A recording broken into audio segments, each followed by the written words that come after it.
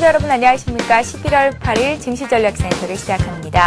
증시전략센터에서는 1부와 2부, 3부 시간 모두 전문가와 함께하는 종목 상담 시간을 마련하고 있습니다. 013-3366-0110번으로 무료 문자 참여하실 수 있는데요. 지금 바로 문자 보내주셔야 오늘 실시간 종목 상담 받으실 수 있습니다. 여러분들의 많은 참여를 부탁드립니다.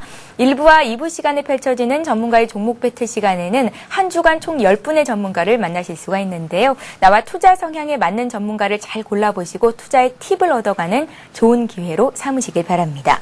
자, 장 초반 1950선 진입을 시도하던 코스피 지수가 10시를 넘기면서 하락 반전했고 현재는 다시 소폭의 오름세로 방향을 튼 상태입니다.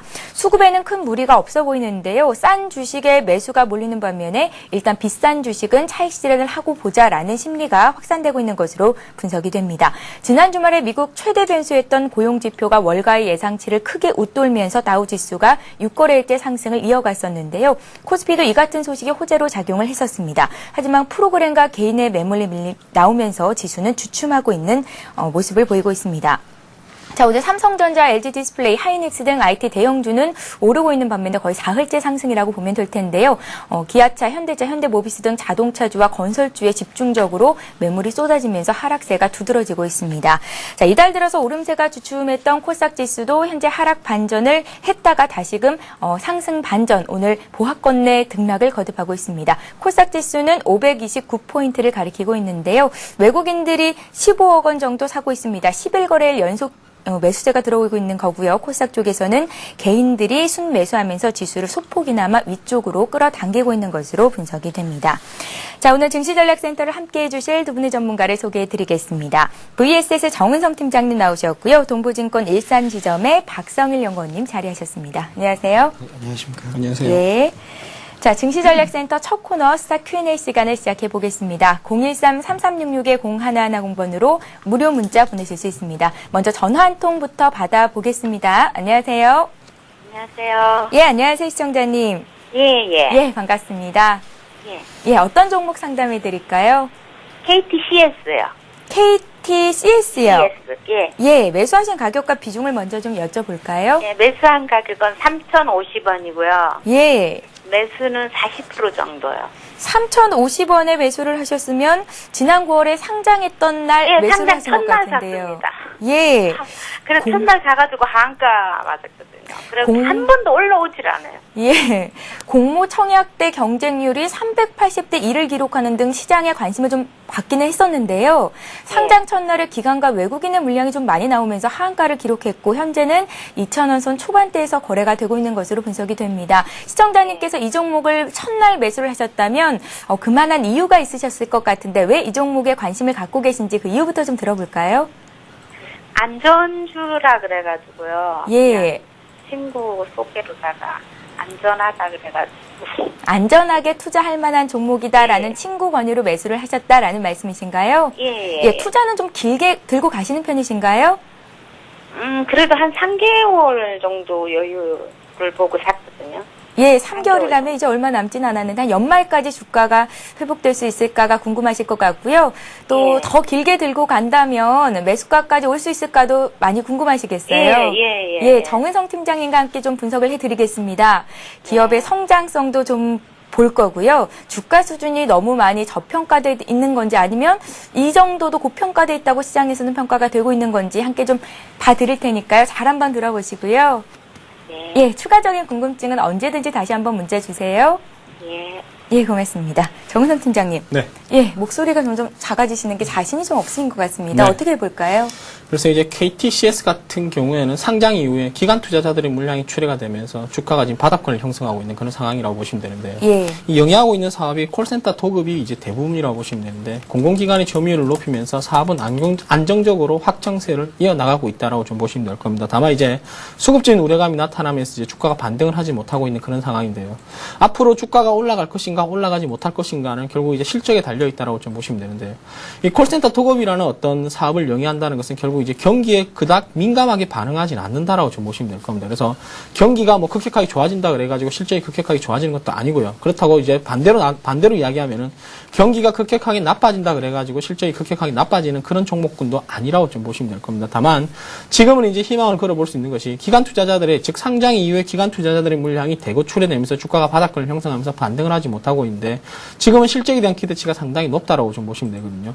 지금 현재 기준으로 본다면 주가 수익비율이 약 7배 수준으로 형성되고 있는데 국내 코스피 지수가 약 10배 수준으로 형성된다 그런다면 아직까지 이제 저평가되어 있는 그런 구간이라고 좀 보시면 될 겁니다. 그래서 그런 의미에서 본다 그런다면 시간만 가지고 투자한다 그런다면 충분히 주가의 반등을 기대해 볼 수 있는 그런 상황. 물론 뭐 매수가까지 가기에는 시간이 좀 오래 걸릴 것 같습니다. 이제 비중이 높다는 것도 좀 문제가 되고요. 그리고 뭐 3개월간의 투자 전략을 좀 유예한다라고 말씀드렸는데 그 역시도 좀 부담이 된다라고 좀 보시면 될 겁니다. 그래서 일단은 시간만 가지고 좀 여유로운 투자 전략을 가지고 있다 그런다면 충분히 매수 전략까지 도달할 수 있다라고 좀 보고 있습니다. 그래서 일단 뭐 기업의 어떤 가치라든가 성장성 그리고 이익성을 중점으로 좀 대응하시는 것이 원칙이라고 좀 보고 있고요. 힘들더라도 손실 보기 싫으면은 일단 조금 더 기다리시는 전략이 좀 필요하지 않을까라고 좀 보고 있습니다. 예, 조금 여유로운 마음으로 투자를 하신다면 매수한 가격까지는 충분히 올 수 있겠다라는 말씀이셨으니까요. 참고하시기 바랍니다. 자, 다음 종목 보겠습니다. 이번에는 동일방직이라는 기업에 대한 문의가 들어와 있는데요. 3610님께서 동일방직을 6만 원에 사셨고 20% 정도를 가지고 계시다고 합니다. 동일방직이 현재 거래되고 있는 주가가 6만 8천 원 선이니까 한 주당 한 8천 원 정도의 수익을 보고 계신 건데요. 동일방직은 참 오랜 기간 동안 주가가 6만 원대에서 거래가 됐었습니다. 서울 강남구 대치동에 있는 토지에 대한 자산 재평가가 실시가 됐는데요. 한 2,600억 원 정도의 평가가 나와 차익이 발생했다는 얘기가 들렸습니다. 저 역시도 이 저평가돼 있는 종목이기 때문에 언제쯤 주가가 올라갈 수 있을까 관심 갖고 지켜보던 종목이긴 한데요. 지난 한 달간 주가가 급등하면서 정말 굉장히 많이 올라와 있습니다. 이 가격대 차익 실현을 하는 게 맞는 건지가 가장 궁금하실 텐데요. 그 점을 풀어드리겠습니다. 자, 박성일 연구원님. 예. 동일방직은 어떤 기업인가요? 예, 동일방직 같은 경우는 뭐 섬유 의복 산업을 좀 하고 있는 회사인데 아무래도 그런 쪽에서 매수를 하신 것 같지는 않고요.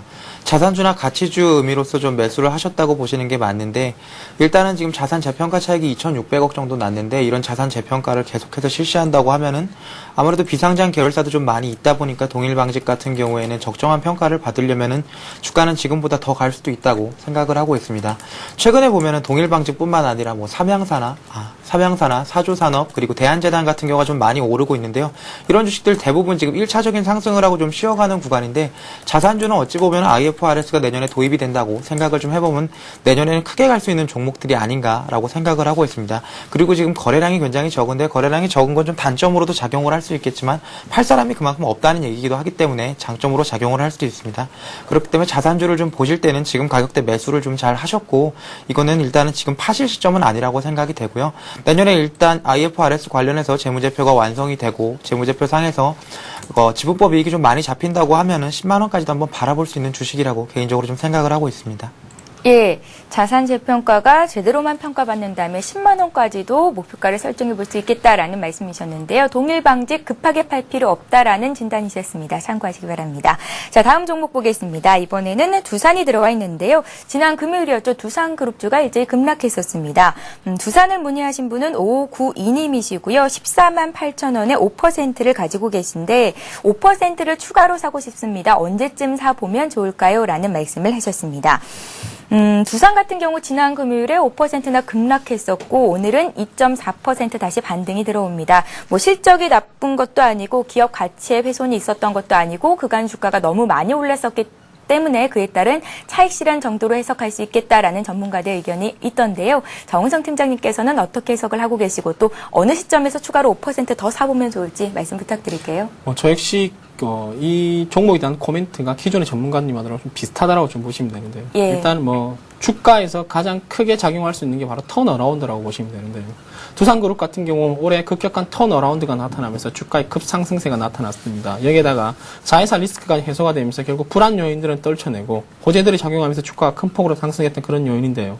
다만 부담스러운 것이 있다 그런다면 연초 대비 주가가 많이 상승했다는 것 제외하고는 리스크 요인은 없다라고 좀 보시면 될 겁니다. 그래서 일단은 주가가 17만 원대 고점을 형성한 이후에 지금 다소 이제 일정 부분 기간과 가격 조정을 좀 거쳐가는 것이 아닌가 않을까라는 우려감이 들고 있는데요. 제가 볼 때는 주가가 조정을 받는다 그러더라도 13만 5천 원대를 지지해야 된다라고 좀 보고 있거든요.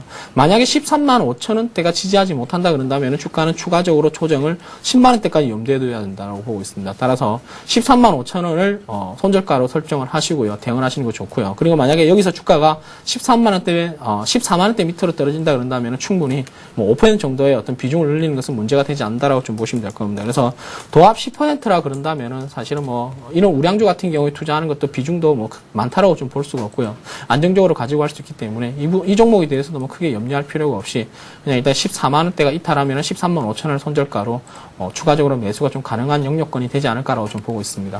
예, 말씀하신 손절 라인만 잘 지키시면서 투자 전략 세워보시면 될 것 같습니다. 자, 013-3366-0110번으로 여러분들의 문자 종목 상담 신청을 받고 있는데요. 전화를 또 한 통 받아보겠습니다. 안녕하세요. 예, 안녕하세요. 예, 안녕하세요. 반갑습니다. 예. 예, 시청자님 저희가 오늘 어떤 종목 상담해 드릴까요?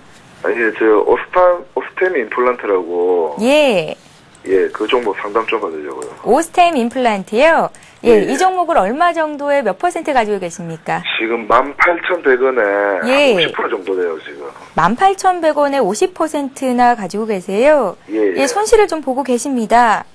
예, 오늘 조금 빠졌네요. 예, 주식을 사신 이유부터 좀 들어볼까요? 일단은 그 중국 그 진출하면서 예, 그 이제 매출 확대 좀 부분이나 이런 부분에서 조금 관심 가지면서 이제 지금 매수를 한 거거든요, 지금. 예. 예. 투자는 좀 그래서 중장기로 길게 하시는 편이신가요?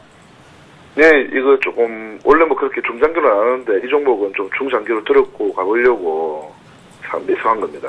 예, 그래도 뭐 주가가 올라갈 때 샀다고 생각했는데 산 이후로 주가가 좀 빠져서 걱정이 많으실 것 같습니다.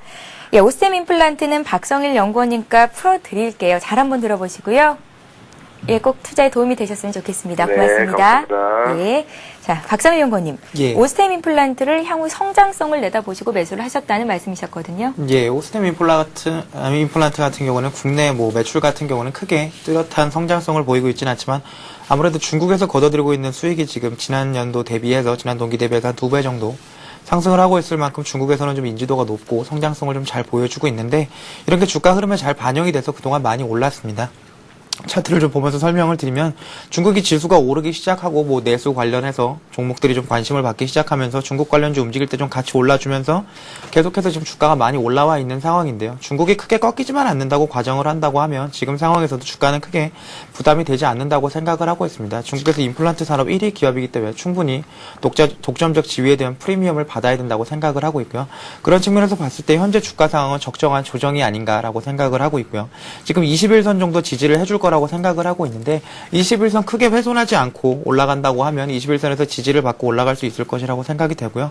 지금 증권사들 목표 주가를 보면 22,000원에서 25,000원 사이에 많이 밀집이 되어 있는데 개인적으로 봤을 때는 22,000원 정도까지는 최소 목표 주가까지는 무난하게 좀 갈 수 있지 않을까. 중국이 이제 6개월 만에 다시 3,100을 넘어섰는데요. 6개월 동안 횡보를 했던 만큼 3,100을 넘어설 때까지 축적한 에너지가 지난 고점이었던 3,400 정도까지는 갈 수 있을 거라고 생각을 하고 있기 때문에 오스템 임플란트도 그와 함께 올라갈 수 있는 주식이라고 생각하고 있습니다. 지금 18,000원 정도에 매수하셨으면 크게 손실 아니시기 때문에 21선 깨지지 않는다고 하면 지속적으로 들고 가시는 전략 제가 추천을 좀 해드리겠습니다. 예, 잘 알겠습니다. 자, 오늘 현대차, 기아차, 현대모비스 등 자동차 관련주들을 일제히 차익실현 매물을 막고 있습니다.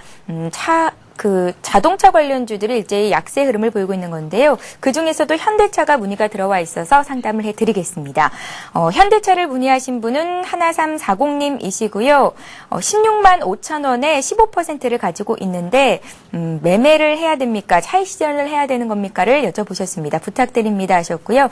일단은 수익을 보고 계신데 단기 고점에서부터도 이제 거의 뭐 주가가 주당 10,000원 이상 떨어져 있기 때문에 지금쯤 빨리 팔아야 되는 것 아닌가라는 생각을 하고 계신 것 같습니다. 정은석 팀장님, 네. 어떻게 해볼까요? 글쎄요, 뭐 투자 전략이 어떻게 되냐에 따라서 이제 전략 자체가 달라진다라고 보시면 되는데 예. 중장기적인 측면에서 본다 그런다면은 여전히 매력적인 종목이지만은 단기적으로는 차익 실현 욕구가 강해질 수밖에 없는 그런 이치라고 좀 보시면 되는데요.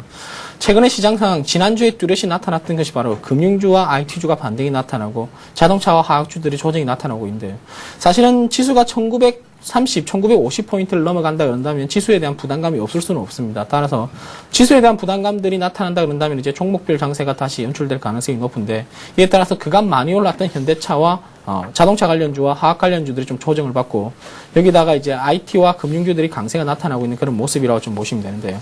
다만 현대차 같은 경우에는 사상 최대 실적을 연일 경신하고 있는 모습이고 내년까지도 실적이 계속해서 기대된다는 점을 감안한다 그런다면 결국 이제 충분히 주가의 상승 동력은 즉 모멘텀은 충분하다라는 말씀을 드리고 싶지만은 단기적으로는 일단 제가 볼 때는 뭐 급격하게 상승했던 최근에 10월 중순 이후에 급격하게 상승했던 추세가 오늘 갭 하락 출발 이후 좀 추세가 다소 이탈된 것은 아닌가라는 우려감들이 좀 나타나고 있습니다. 그래서 단기적으로 투자한다 그런다면 지금 현 시점에서는 제가 볼 때는 뭐 일정 부분 차익실을 하는 것이 맞고요. 중장기적인 측면에서 본다 그런다면 여전히 좋은 종목, 즉 추가적인 조정이 나타난다 그런다면 비중 확대 전략도 유효하다는 말씀을 좀 드리고 싶습니다. 그래서 일단은 뭐 판단한 투자자 본인분이 하시는 것이 정상이지만은 장단기냐 또는 뭐 장기냐 단기냐에 따라서 투자 전략을 좀 달리하시는 것이 좋지 않을까라고 보고 있습니다. 예, 자신에 맞는 투자 성향에 맞게 전략을 다시 한번 점검해 보신 시간을 가지시기 바랍니다.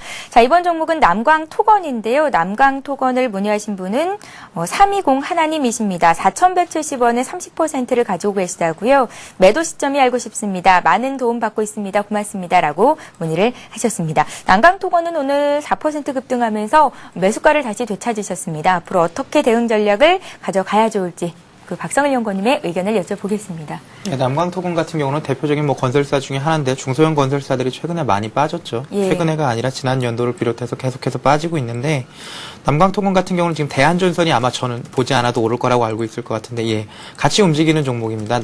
대한전선이 이번에 유증에 좀 성공을 하면서 지금 자금이 좀 들어왔고 그런 자금에 들어온 것들이 좀 재무구조 개선에 도움이 될 거라는 생각이 좀 반영이 되면서 많이 오르고 있는데요. 대한전선 같은 경우는 남광토건하고 좀 밀접한 관계가 있다 보니까 남광토건이 대한전선 주가를 좀 많이 따라가는 경향을 보이고 있는데요.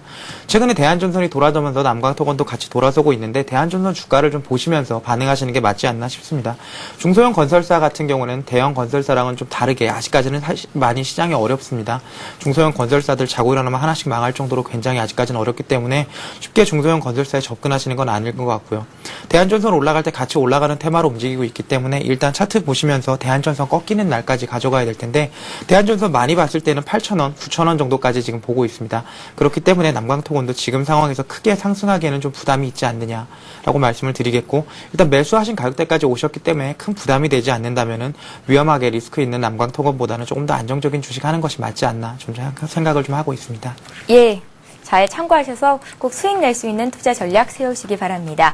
자, 이렇게 2부와 3부 시간에도 여러분들의 종목을 상담해드리는 시간을 마련하고 있습니다. 013-3366-0110번으로 지금 바로 무료 문자 참여하실 수 있고요. 실시간 종목 상담 받으실 수 있으니까요. 여러분들의 많은 참여를 부탁드립니다. 자, 이제 본격적으로 전문가의 주간 종목 배틀 시간을 이어가 보겠습니다. 지난주에는 정은성 팀장님과 김승일 연구원님의 대결이었는데요. 과연 어떤 분의 승리로 돌아갔을까요? 그 결과를 확인해 보겠습니다. 예, 지난주 결과는 정은성 팀장님의 승리였습니다. 이제 4승 4패를 기록하신 건데요. 정은성 팀장님의 에스텍이 수익이 한 5% 정도 났고요. 아쉽게도 김승일 연구원님의 솔라시아가 수익이 마이너스 12%가 났습니다. 손절가를 이탈했죠. 자, 두 종목의 한 주간 어떤 움직임을 보였는지 차트를 통해서 확인을 해드리겠습니다. 정은성 팀장님의 에스텍부터 볼 텐데요. 에스텍은 자동차용 부품, 전기기기나 자동차에 들어가는 스피커를 만드는 회사다라는 말씀을 하셨고요. 매출 증가가 급격히 늘어나고 있는 기업입니다. 연초 대비 주가가 급등한 측면이 있지만 PER이 5배 수준으로 여전히 메리트가 있다라는 말씀이셨습니다. 11월 1일 매수한 이후로 주가는 한 주간 5%의 수익을 냈습니다. 자, 다음으로는 김승일 연구원님의 솔라시아를 볼 텐데요. 솔라시어는 6월달 코스닥 시장에 상장된 유심 칩을 만드는 회사입니다. 상반기 실적은 저조했지만 앞으로의 성장성에 무게를 두고 매수를 해보자라는 말씀이셨는데요. 지난 금요일 솔라시아의 3분기 영업이익이 전년 동기 대비 66%나 하락했다라는 소식이 전해지면서 장중 주가가 7.8%, 8% 가까이 급락을 했었고요. 손절가인 5,200원을 이탈하면서 수익은 마이너스 12%가 났습니다. 자, 정우성 팀장님의 에스텍 한 주간 흐름이 예상만큼 움직여준 건지 목표가까지 좀 더 들고 봐도 되는 건지 말씀을 좀 들어보겠습니다. 네, 이제 뭐 충분히 5% 수익이라 그런다면은 충분히 예상대로의 어떤 주가 움직임이 나타났다라고 좀 보시면 될 것 같습니다. 예. 이제는 뭐 목표가가 제가 11,000원으로 일단 설정해 드렸었는데 11,000원을 갈 것인가에 대한 어떤 뭐 그런 궁금증, 그런 기대가 좀 많다라고 좀 보시면 되는데요.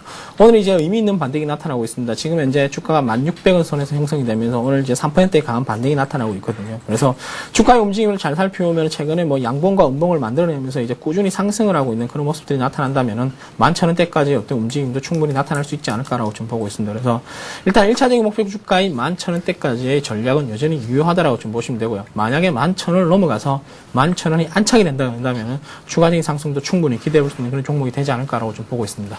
예, 에스텍을 함께 매매하셨던 분들은 11,000원 선까지 목표가 조금 더 길게 가져가 보자라는 말씀이셨으니까요. 참고하시기 바랍니다. 자, 이제 오늘 정우성 팀장님과 박성일 연구원님의 주간 종목 배틀이 펼쳐질 예정입니다. 과연 두 분의 전문가께서는 어떤 종목을 채택하셨을지 화면 통해서 만나보겠습니다. 예, 오늘 정은성 팀장님께서는 대한생명을 들고 나오셨고요. 박성일 연구원님은 레이젠을 채택하셨습니다. 매수가를 먼저 결정해 봐야겠죠. 정은성 팀장님의 대한생명입니다. 대한생명은 오늘 주가가 소폭 눌리고 있는데요. 8,180원 매수가를 결정하겠고요. 박성일 연구원님의 레이젠은 지난 금요일에 상한가까지 올랐던 종목입니다. 오늘은 2% 정도 조정이 나옵니다. 3,845원을 매수가로 결정하겠습니다. 자, 금통위가 지난 석 달 동안 기준금리를 동결시켰었습니다. 기준금리가 이제는 인상이 될 것이다라는 기대감이 나오고 있고요. 기관 쪽에서 이 보험주를 이제 조금씩 사들이는 움직임을 보이고 있는데요. 정원성 팀장님께서 대한생명을 말씀하신 이유, 채택하신 이유를 들어보겠습니다. 어떤 이유들이 있을까요? 글쎄요, 뭐 대한생명이라 그런다면은 금리 인상에 이제 가장 큰 이슈가 된다라고 보시면 될 겁니다. 예. 아무래도 금리 인상에 가장 민감하게 반응하는 업종군이 보험업종군이라고 보면은 이번에는 이제 금통위에서 금리 인상을 할 가능성이 높지 않을까라고 좀 보고 있는데요. 최근에 금리 인상에 대한 어떤 시그널이 나타나는 것이 바로 호주와른가 인도, 즉 이머징 마켓에서 금리 인상을 단행하고 있는 중이고요. 그리고 국내 역시 마찬가지로 소비자 물가 지수가 사상 최고치로 나타나면서 결국 이제 금리 인상을 해야 된다. 그러니까 경기 회복에 대한 어떤 추가적인 양적 완화 조치가 결국 이제 본연의 임무인 어떤 인플레이션을 막지 못하고 있는 상황들이 좀 발생하고 있기 때문에 이에 따라서 금리 인상은 뭐 이번에는 좀 단행이 되지 않을까라고 좀 보고 있습니다. 그래서 그런 의미에서 본다 그런다면 일단 금리 인상 이번에는 좀 어떻게든 뭐 금리 인상이 좀 나타나지 않을까라고 좀 보고 있고요. 그리고 수급적인 동향을 잠시 살펴보면은 최근에 기관과 외국인 투자자들의 어떤 연속 매수, 즉 쌍끌이 매수세가 유입되고 있는데 아무래도 금리 인상에 대한 강한 시그널이 바로 여기서 나타난다라고 좀 보시면 될 것 같습니다. 그래서 일단은 지금 현재 기술적으로 잠시 본다 그런다면은 상장 이후에 지금 만 원대를 고점으로 만 원을 뚫지 못하고 만 원대를 고점으로 형성한 이후에 주가가 추가적으로 조정을 받은 이후에 지금은 장기 추세선을 완전히 돌파한 상태거든요. 그래서 조정을 받는다 그러더라도 이제 돌파한 상태에서 조정을 받고 있기 때문에 충분히 추가적인 상승을 우리가 가능할 수 있다라고 좀 보고 있습니다. 그래서 지금 현재 본다 그런다면은 뭐 매수가는 뭐 결정이 된 상태고요. 목표 주가는 1차적으로는 9,000원대가 단기 1차 목표가로 형성될 가능성이 높다라고 좀 보고 있고요. 손절가는 7,500원으로 설정해 드리도록 하겠습니다. 예, 목표가와 손절가를 다시 한번 말씀을 해드리겠습니다. 화면에 제대로 나갔었나요? 목표가가 9,000원이신가요? 9,000원을 1차 목표가로 설정을 해주셨고요. 손절가는 7,500원 말씀하셨으니까요. 대한생명을 함께 매매하신 분들은 잘 체크를 해보시기 바랍니다. 자, 박성일 연구원님의 주간 종목 배틀을 보기 이전에 정우성 팀장님의 대한생명 그리고 박성일 연구원님의 레이젠 과연 다른 8분의 전문가께서는 어떤 종목의 한 주간 수익이 더 많이 날 수 있을 것이다 라고 평가를 내주고 계실까요? 그 평가표를 확인해 보겠습니다.